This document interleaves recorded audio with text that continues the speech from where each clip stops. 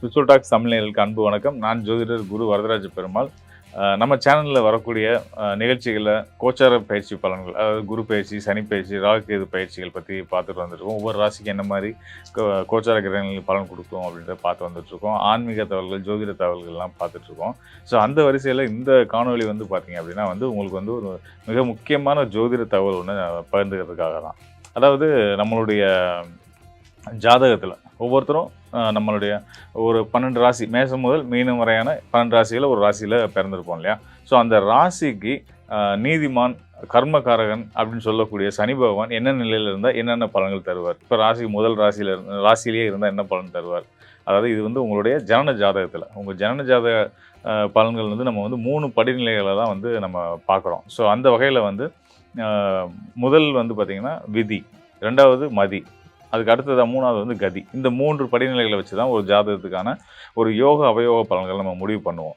இப்போது விதி, மதி, கதி அப்படின்னா என்ன அப்படின்னு கேட்டிங்கன்னா, விதி அப்படின்றது வந்து லக்னம், மதி அப்படின்றது வந்து சந்திரன், கதி அப்படின்றது வந்து சூரியன். இப்போது விதி அடிப்படையில் ஒரு தோஷம் இருந்து அது சந்திரனுக்கு வந்து இல்லை அப்படின்னா அந்த தோஷம் வந்து 50% குறைஞ்சிரும். சூரியனுக்கும் இல்லை அப்படின்னா அதோட தன்மையில் வந்து 75% குறைஞ்சிரும். ஸோ இதுதான் இந்த அடிப்படையில் தான் ஒரு ஜாதகத்துக்கான யோகா அவயோக பலன்கள் நம்ம தெரிஞ்சுக்க முடியும். ஸோ அந்த வகையில் உங்கள் லக்னத்துக்கு சனி எந்த நிலையில் இருந்தாலும் உங்கள் ராசிக்கு என்ன நிலையில் இருந்தால் என்ன மாதிரியான பலன்கள் கொடுப்பாரு, அதாவது சந்திரனுக்கு மதிக்கு என்ன நிலையில் இருந்தால் என்ன பலன்கள் கொடுப்பாரு அப்படின்றத வந்து நம்ம தெளிவாக பார்க்க போகிறோம். மேஷம் முதல் மீனம் வரையான 12 ராசிக்காரர்களுக்குமான சனியுடைய நிலை, சனி பகவானுடைய நிலை வந்து என்ன பலனாக கொடுக்கும் அப்படின்றத நம்ம தெரிஞ்சுக்க போகிறோம். தொடர்ந்து காணொலியை பாருங்கள், உங்களுக்கு கண்டிப்பாக பயனுள்ளதாக இருக்கும்.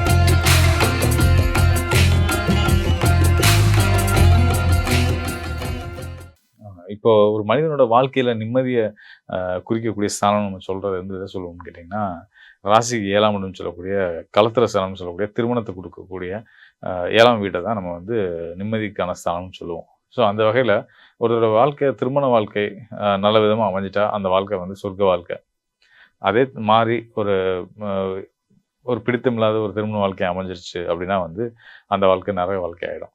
ஸோ அந்த வகையில் வந்து இந்த கும்பராசிக்காரர்களுக்கு 7ஆம் வீடாக வரக்கூடியதே வந்து பார்த்திங்கன்னா உங்களோட பகை வீடான சிம்மம் தான். அந்த சிம்மத்தில் உங்கள் ராசிநாதனுக்கு பகையான சூரியனுடைய வீடு. ஸோ அங்கே போய் உங்கள் ராசிநாதனே அமரும்போது உங்களுக்கு பிடிக்குதோ இல்லையோ உங்கள் திருமண வாழ்க்கையில் நீங்கள் வந்து உங்கள் ஆணாக இருந்தால் கணவன் மனைவி சொல்கிறதையும், பெண்ணாக இருந்தாங்கன்னா கணவன் சொல்கிறதையும் கேட்டு அவங்க மேலே அவங்கள டிபெண்ட் பண்ணியே போகக்கூடிய ஒரு போக்கு கொடுத்துக்கிட்டே இருக்கும். எப்பயுமே வந்து ஒவ்வொருத்தவங்களும் அவங்களுக்கு சொந்த காலில் நின்று அவங்களுக்குன்னு ஒரு தனித்துவமான வருமான வாய்ப்புகளை ஏற்படுத்திக்கிட்டால் மட்டும்தான் உங்களோட சுய கௌரவத்தோட மதிப்போட வாழ முடியும். அதனால் வந்து ஆணோ பெண்ணோ இருவருமே வந்து பார்த்திங்கன்னா யாராக இருந்தாலும் அவங்கள சாராமல் சுதந்திரமாக வாழ்கிறதுக்கான உங்களுக்கான வாழ்வியலை அமைச்சிக்கிட்டீங்க அப்படின்னா, உங்களுக்குன்னு ஒரு வருமான வாய்ப்புகளை ஏற்படுத்திக்கிட்டிங்கன்னா, உங்களுக்குன்னு ஒரு கல்வியை நீங்கள் சரியாக படித்து நீங்கள் அதில் முன்னேறிக்கிட்டீங்க அப்படின்னா நீங்கள் வாழ்க்கை முழுக்க எப்பயுமே கஷ்டப்படாமல் சந்தோஷமாக வாழ முடியும் அப்படின்றத சொல்லலாம். இதெல்லாம் ஏன் சொல்கிறேன் அப்படின்னா, கண்டிப்பான முறையில் வந்து கும்பராசிக்காரர்களுக்கு 7ஆம் வீடே பகை வீடாக வர்றதுனால வாழ்க்கையில், திருமண வாழ்க்கையில் குறிப்பாக நிறைய முரண்பாடுகள், அதனால சங்கடங்கள் இருக்கும். ஸோ அந்த சங்கடங்களுக்கு அடிப்படையாக இருக்கக்கூடியது வந்து பார்த்திங்கன்னா பணம் தான்.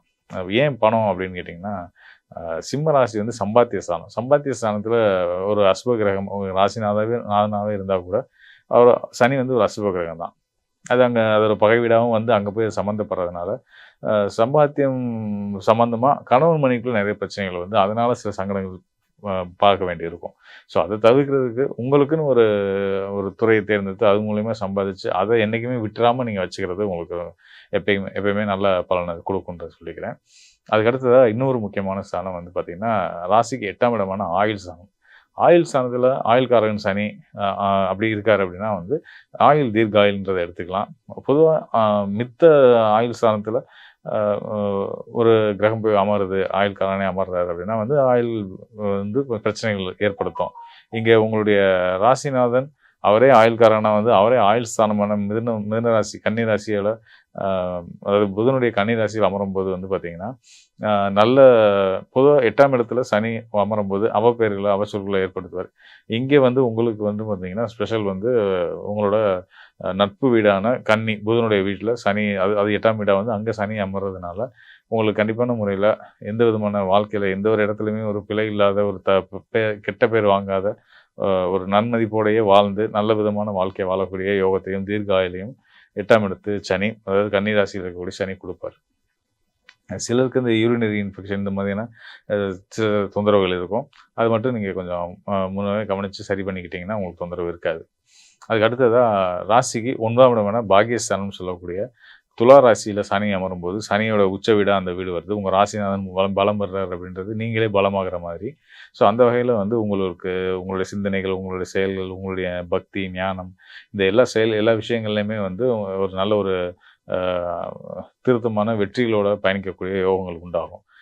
தந்தைக்கு 9ஆம் இடத்துல இருக்கிறதுனால தந்தையோட நிலையில் சில சங்கடங்கள் இருந்தாலும் கூட, அவருடைய ஆரோக்கியம் சார்ந்த விஷயங்களில் பிரச்சனைகள் இருந்தாலும் கூட, சனியோட உச்ச வீடாக வர்றதுனால, அந்த வீடு சனிக்கு நட்பு வீடாகவும் இருக்கிறதுனால, உங்கள் ராசிநாதனுக்கும் அது நட்பு வீடாக வர்றதுனால பெருசாக பயப்பட வேண்டிய அவசியம் இருக்காது. அதுக்கடுத்தது வந்து தொழில் ஸ்தானம். கும்பராசிக்கு தொழில் ஸ்தானம்னு பார்த்தீங்கன்னா செவ்வாயோட வீடு தான். அந்த செவ்வாய் தான் வந்து 3, 10க்கு அதிபதியாக வர்றாரு. 3ஆம் இடத்துக்கு அவர் தான் அதிபதி, 10ஆம் இடத்துக்கு அவர் தான் அதிபதி. அந்த வகையில் நீங்கள் என்ன விஷயத்த செய்யணும்னு, தொழிலாக செய்யணும்னு நினைக்கிறீங்க, என்ன விஷயத்தில் என்ன துறையில் வேலைக்கு போகணும்னு நினைக்கிறீங்களோ அதன்படியே உங்கள் வாழ்க்கையில் கண்டிப்பான முறையில் நடக்கும். கண்டிப்பான முறையில் ஒரு இந்த இயந்திரவியல் இந்த மாதிரியான பொறியியல் சார்ந்த துறைகளில் வந்து ஒரு ஒரு பொறியாளராக ஒரு நிபுணத்துவம் பெற்றவராக, ஞானம் பெற்றவராக நீங்கள் இருந்து கடந்து செல்லக்கூடிய யோகம், உங்களுடைய திறனை வந்து வெளிநாடுகளில் போய் அங்கே இருக்கக்கூடிய நல்ல நிறுவனங்களில் பணியாற்றி அதன் மூலயமா பெரிய பொருளாதார முன்னேற்றத்தை அடையக்கூடிய யோகத்தையும் கும்பராசிக்காரர்களுக்கு 10ஆம் இடத்தில் அமரக்கூடிய சனி பகவான் தருவார். பொதுவாகவே 10ல் சனி கடுமையான உழைப்பாளிகள்ன்ற பேரை கொடுக்கும். அது வந்து உங்களுக்கு இங்கே உங்கள் மனம் விரும்பக்கூடிய தொழிலில் நீங்கள் போகிறதுக்கான வாய்ப்புகளையும் சனி வந்து கண்டிப்பான முறையில் கொடுப்பார்.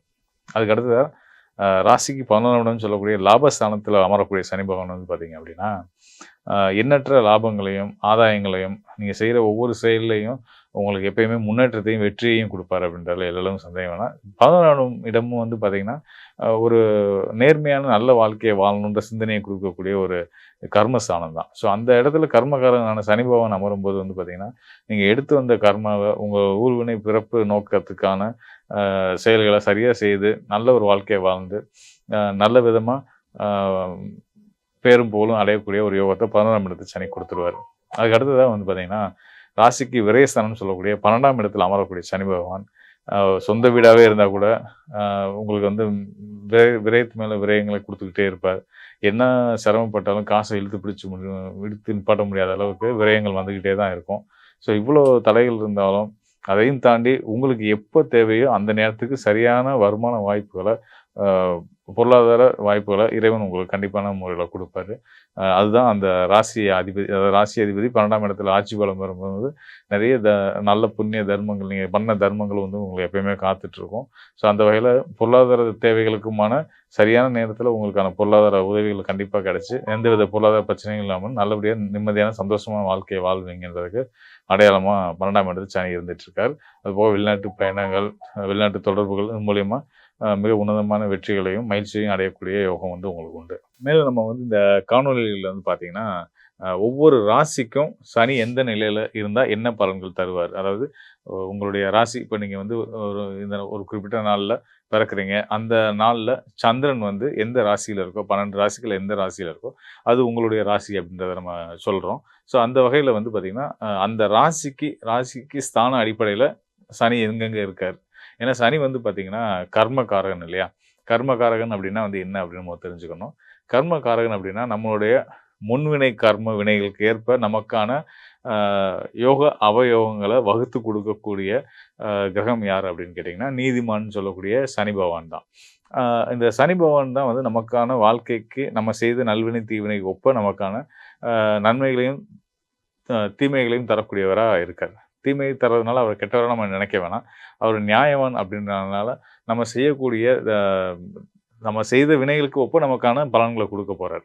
ஸோ அந்த வகையில் வந்து சனி உன்னதமான ஒரு கிரகம். ஒவ்வொரு ராசிக்காரர்களும் நம்மளுடைய ராசி அடிப்படையில் சனி எங்கே இருக்கார் அப்படின்றத பொறுத்து அதற்கான பலன்கள் நம்ம சொல்லியிருந்தோம். இதை விட இன்னும் வந்து மேற்படி இன்னும் நுட்பமாக நீங்கள் சனியோட நிலை, அது சனி மட்டும் இல்லாமல் உங்களுடைய ஜனன ஜாதக அடிப்படை நிலைகளை பற்றி, அதாவது நம்ம முன்னாடி சொல்லியிருந்தோம் இல்லையா, விதி மதி கதி, அதாவது விதின்றது லக்னம், மதின்றது சந்திரன், கதின்றது சூரியன். இந்த 3 நிலைகளின் அடிப்படையிலுமே வந்து இப்ப நம்ம பார்த்தது மதின்ற சந்திரன் அடிப்படையில பார்த்துருக்கோம் காணொளிகள்ல. இந்த 3 நிலைகள்லயும் விதி, மதி, கதி 3 நிலைகளின் அடிப்படையிலயும் உங்களுக்கு வந்து சனி என்ன ரோல் பண்றாரு? உங்களோட வாழ்க்கையில அவர் என்ன மாரியான கர்ம வினைகள உங்களுக்கான நற்பலன்கள தரப்போறாரு அப்படின்றத நம்ம பார்க்கணும் அப்படின்னா, நிச்சயமா வந்து உங்களுக்கான உதவ நான் தயாரா இருக்கிறேன். உங்க ஜனன ஜாதகத்தோடு எனக்கு தொடர்பு கொள்ளுங்க. கண்டிப்பான முறையில உங்களுக்கு ஒரு தெளிவ ஏற்படுத்தக்கூடியது என்னுடைய பொறுப்பா நான் எடுத்து, சிறப்பான முறையில உங்களுக்கான நல்ல பலன, சரியான பலன உங்களுக்கு நான் எடுத்து சொல்றேன். மீண்டும் ஒரு நல்ல நிகழ்ச்சியில சந்திப்போம். நன்றி, வணக்கம் நண்பர்களே.